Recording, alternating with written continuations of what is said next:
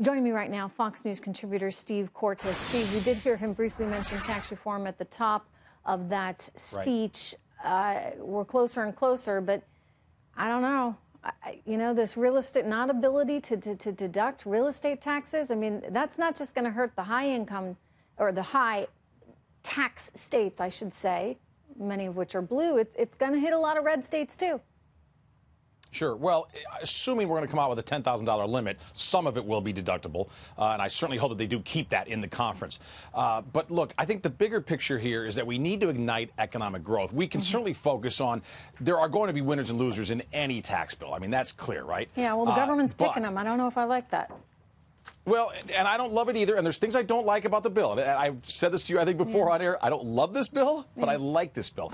What we're doing with business taxes, and on two fronts. Number one, cutting business taxes dramatically. Number two, allowing for repatriation of trillions of dollars of profits of American companies that are trapped overseas. I think those two forces you got to take the good combined with the bad, and maybe that'll mean good things for the markets. I don't have a ton of time with you, so I want to get to something that I did over the weekend. I was greatly honored to be out in California at the Reagan Defense Forum, where I moderated a panel, and we were talking about the challenges that the defense industry faces right now as a result of all these cutbacks, especially during the Obama administration, to defense spending. The Secretary of the Navy, Steve, Richard Spencer, he told me that our threat level right now is significant.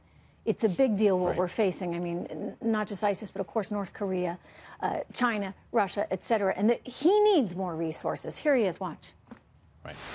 I don't have the amount of funds that I need for the requirements that are being heaped on me. You know, it's the old joke, we've run out of money, we have to think smarter. We really, I say it, we're there now. We have to become much more innovative to increase capabilities. You know, the problem is, in the meantime, you get the likes of China out there spending all kinds of money to purchase the best technology. I spoke with one person there on the panel who runs DIUX, which is the government's entity to invest in Silicon Valley, sort of venture capital industry. He runs a $200 million firm. He's up against the likes of a Chinese firm out there for $1 billion and another for $500 million. In other words, they're just throwing money at stuff. And I realize we're smart, but, you know, you also got to be investing in the future here, too.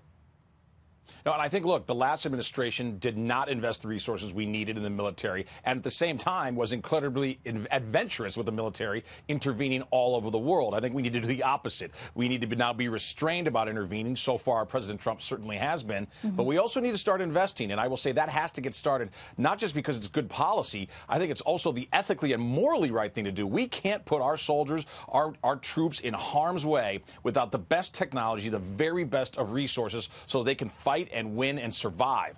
So I think this is an absolute necessity. The administration has called on the Congress to remove and end the defense sequestration. Congress has not acted yet on that.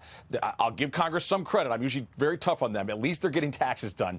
But we've got to quickly now move on to defense. We need to spend more, and we need to end the sequestration. It's a dangerous world, as you mentioned, from ISIS all the way to North Korea. Yeah, no, that definitely came up on the panel. Other things came up as well, and perhaps a little later in the show we'll get to them.